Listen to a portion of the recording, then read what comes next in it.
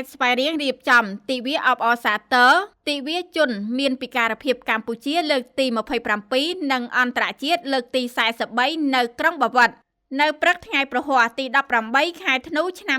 2025ក្រោមអធិបតីភាពលោកញ៉ែមសេរីអភិបាលរងខេត្តតំណាងដ៏ខ្ពង់ខ្ពស់ឯកឧត្តមអភិបាលខេត្តបានរៀបចំពិធីអបអរសាទរទិវាជនមានពិការភាពកម្ពុជាលើកទី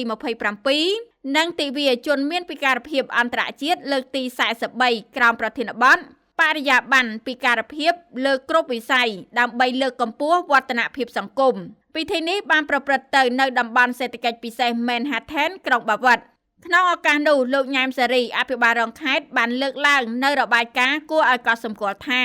កិត្តិកម្មខែតុលាឆ្នាំ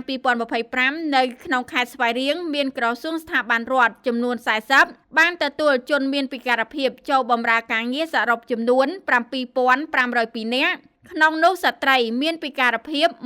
1035នាក់ដោយឡែកសម្រាប់វិស័យឯកជនរួមមានធនាគារគ្រឹះស្ថានមីក្រូហិរញ្ញវត្ថុសន្តាគាររោងចក្រនិងក្រុមហ៊ុននានាចំនួន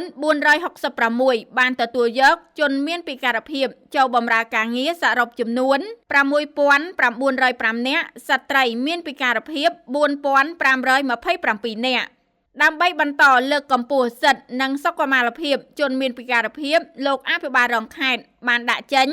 នៅការណែនាំសំខាន់មួយចំនួនដល់មន្ទីរអង្គភាពនិងអាជ្ញាធរពាក់ព័ន្ធរួមមាន 1. ការពង្រឹងច្បាប់និងយុទ្ធសាស្ត្របន្តផ្សព្វផ្សាយនិងអនុវត្តផែនការយុទ្ធសាស្ត្រជាតិស្តីពីពិការភាព2024-2028ឲ្យមានប្រសិទ្ធភាពខ្ពស់ 2. ការបង្កលក្ខណៈងាយស្រួលជំរុញការកែសម្រួលហេដ្ឋារចនាសម្ព័ន្ធរូបវន្តនិងសំណង់អគារសាធារណៈទាំងអស់ឲ្យមានភាពងាយស្រួលដល់ការធ្វើដំណើរនិងការប្រើប្រាស់របស់ជនមានពិការភាព 3. សេវាសុខាភិបាលនិងការងារបន្តផ្ដល់សេវាស្ដារលទ្ធភាពពលកម្មកាយសម្បទានិងសប្បនិមិត្តដោយមិនគិតថ្លៃព្រមទាំងជំរុញការបណ្ដុះបណ្ដាលវិជ្ជាជីវៈដើម្បីឲ្យពួកគេមានឱកាសការងារស្មើភាពក្នុងសង្គម 4. ការគាំពារសង្គមជំរុញការផ្ដល់ប័ណ្ណសម្គាល់ពិការភាពនិងប័ណ្ណមូលនិធិសមធម៌សង្គមជូនដល់ជនមានពិការភាពនៅតាមមូលដ្ឋានឲ្យបានគ្រប់ជ្រុងជ្រោយជាទីបញ្ចប់លោកអភិបាលរងខេត្តបានសង្កត់ធ្ងន់ថារាជរដ្ឋាភិបាលកម្ពុជាក៏ដូចជារដ្ឋបាលខេត្តស្វាយរៀងនៅតែបន្តចាត់ទុកការងារពិការភាពជាអាទិភាពដើម្បីធានាថាមិនបោះបង់ពលរដ្ឋណាម្នាក់និងផ្ដល់ឱកាសស្មើគ្នាដល់គ្រប់បុគ្គលិកក្នុងការចូលរួមអភិវឌ្ឍសង្គមជាតិឆ្ពោះទៅសម្រេចចក្ខុវិស័យកម្ពុជាឆ្នាំ